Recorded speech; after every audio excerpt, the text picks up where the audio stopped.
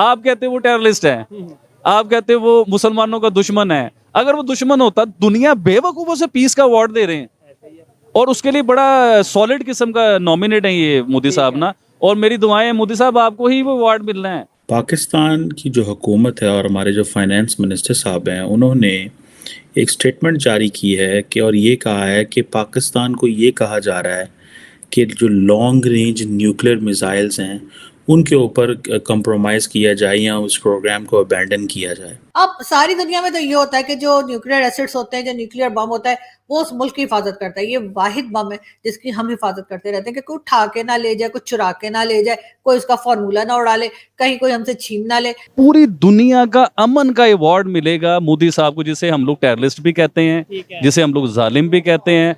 मुल्क जो है वो दिवालिया की तरफ जा रहा है। तीसरी तरफ फाइनेंस मिनिस्टर ये कह रहा है कि जनाब हमें कहा जा रहा है कि आपका न्यूक्लियर प्रोग्राम या जो लॉन्ग रेंज न्यूक्लियर मिसाइल हैं वो उनके ऊपर कंप्रोमाइज़ करें। कमाल हो गया जी। एक वही तो बचा है हमारे पास लोगों को डरा धमका के पैसे लेने के लिए। वो मुल्ला भी कह रहा था ना कि एक हाथ में एटम बम ले जाओ और एक में जाके वो उनसे कहो कि लो जी पैसे दो, नहीं तो बम मार दो। तो अब मतलब वो भी दे दे तो फिर क्या करेंगे हम? मतलब फिर तो कुछ भी, मतलब फिर तो इंडिया में खा जाएगा। भाई मैं इंडिया से प्यार करता हूँ, और ये मुझे किसी से डर की जरूरत नहीं है, ना मैं किसी से पैसे लेता हूँ ना कुछ। मुझे उन लोगों के प्यार के साथ मोहब्बत है जो मुझसे प्यार करते हैं।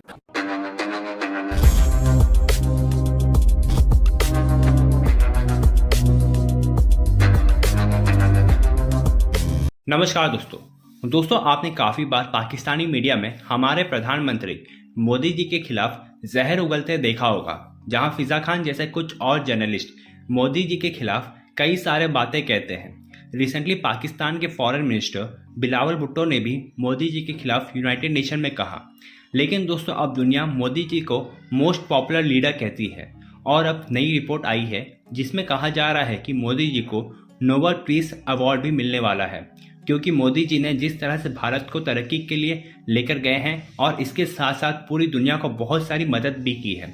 और दोस्तों, दूसरी तरफ पाकिस्तान के फाइनेंस मिनिस्टर इसाक डार ने एक कॉन्फ्रेंस में स्पीच देते हुए कहा कि अब और कुछ अन्य सोर्सेस पाकिस्तान पर प्रेशर बना रही है और कहने लग रहे हैं कि IMF के लोन के बदले पाकिस्तान अपनी न्यूक्लियर प्रोग्राम से समझौता कर ले और पाकिस्तान अपना लॉन्गेस्ट रेंज मिसाइल प्रोग्राम को तुरंत से तुरंत बंद कर दे।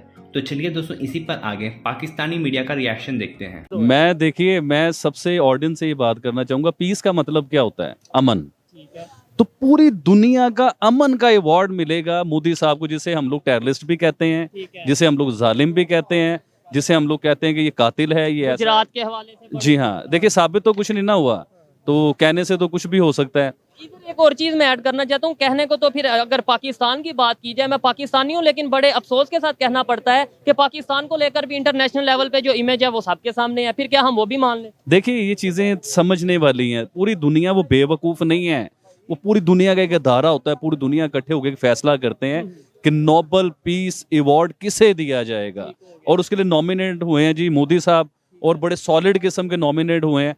तो मतलब बड़ी खुशी होती है देख के। लेकिन यार हमारे गैरतमंदों को शर्म नहीं आ रही कि हम लोग भी कुछ करें? सिर्फ ब्लेम दे सकते हो, सिर्फ ये कह सकते हो आप ऐसे हो, आप वैसे हो, आपने ये कर दिया। अब दुनिया सारी गद्दार है, दुनिया बेवकूफ है, दुनिया गद्दार। और पाकिस्तानी ठीक है। आबिद अली तो वैसे ही गद्दार है, जो मोदी साहब की तारीफ करते हैं लोग सारे गद्दार कहते हैं। अच्छा, इधर एक और चीज है। मैं अगर लेट्स सपोज कोई तारीफ कर दूं किसी की, तो कहा यह जाता है या लोग समझ सकते हैं, लोगों का हक है कि यार व्यूअरशिप के लिए, व्यूज के लिए। आप किस चक्कर में तारीफ करते हैं, मुझे ये बताओ? आप मेरे से पैसे लेते हैं या आपका कोई और सिस्टम है, या आप किसी एजेंडे पे काम कर रहे हो? अच्छा, ये बड़ी जबरदस्त बात। मैं तो करूं, मैं तारीफ करूं, किसी का ये ब्लेम करना बनता है कि भाई ये तो व्यूअरशिप के लिए, लोगों को, इंडियन ऑडियंस को खुश करने के लिए काम कर रहा है। आप किस लिए? इस चीज का जवाब मैं बड़े सिंपल लफ्जों में देता हूँ आपको। देखिए, मैं सबको ये मैसेज देना चाहता हूँ, ठीक है, ना मेरा कोई यूट्यूब चैनल है, ना मैं यूट्यूब बहुत ज्यादा यूज करता हूँ, लेकिन अब आप हमारी टीम का हिस्सा बन गए हैं, ये आप अनाउंस करते हैं। मैं आप लोगों की टीम का हिस्सा नहीं हूँ, मैं आप लोगों को भाई समझता हूँ। और जो ऑडियंस मुझे देखते हैं ना, यकीन करें दिल की गहराइयों से इन्हें पसंद करता हूँ, इनके मैसेज सुनता हूँ, इनके मैसेज पढ़ता हूँ, बड़े शौक से मैं पढ़ता हूँ इनके मैसेज। अच्छा, अब बात टॉपिक पे आते हैं हम लोग। मोदी साहब को पूरी दुनिया ने गैरतमंद करार दिया है, इसका मतलब ये गैरतमंद आदमी करार दिया है उसे। तो मैं तो बड़ी देर से कहता हूँ कि मोदी और उसका पूरा मुल्क गैरतमंद है।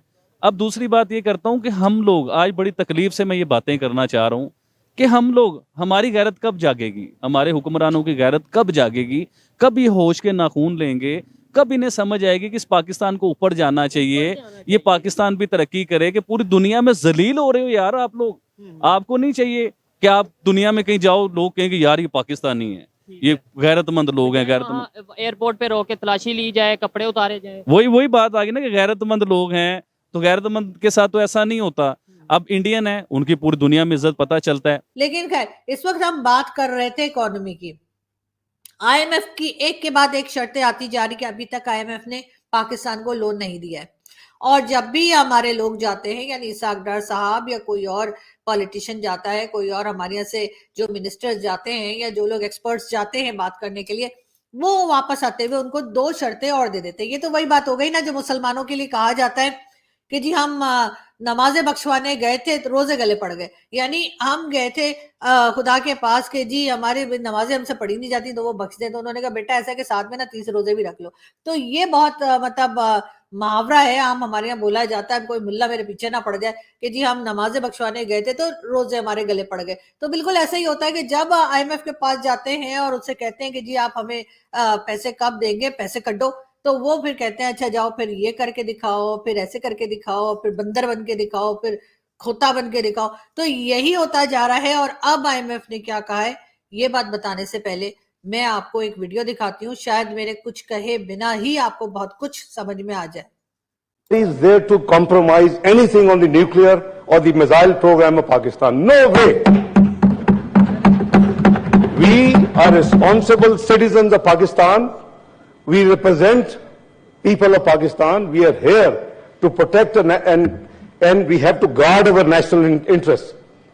Nobody has any right to tell Pakistan that what range of missiles it can have and what nuclear weapons it has. We have to have our own deterrence. So, as for the IMF program delay is concerned, let me also share with my honorable brother and as well as with the House.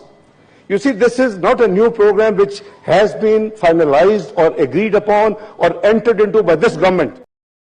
जी, ये थे इसहाक डार साहब जो आजकल हमारे finance minister हैं, और ये senate में तकरीर कर रहे थे। और सेनेट का आज इवेंट मनाया जा रहा था जिसमें कि 75 इयर्स ऑफ पाकिस्तान सेनेट को सेलिब्रेट किया जा रहा था, और डिफरेंट कंट्रीज के एम्बेसडर्स भी आपको इसमें दिखाई दे रहे होंगे। और इसहाक डार साहब का कहना था जी ये क्या बात हुई जी, है ना, हम कोई कंप्रोमाइज नहीं करेंगे न्यूक्लियर एसेट्स में, और ना ही हमने जो मर्जी हम वेपन बनाएंगे, जो मर्जी हम वेपन लेंगे। जी हाँ, बिल्कुल बिल्कुल बिल्कुल, आप लोग एकदम सही पहुंचे। इसका मतलब ये हुआ कि जी आईएमएफ ने ये कहा है कि जो आपका न्यूक्लियर प्रोग्राम है ना, पाव पाव के बम वाला, वही जो शेख रशीद साहब कहते थे पाव पाव के बम है, वो हम मारेंगे इंडिया में तो हिंदुओं को मार देंगे, मुसलमानों को छोड़ देंगे, कुछ इस किस्म के बातें वो करते रहते हैं कि कभी कुछ। तो बिल्कुल जी लग यही रहा है कि आईएमएफ ने कहा है कि जो न्यूक्लियर प्रोग्राम है पाकिस्तान का उसको थोड़ा सा स्लो डाउन किया जाए।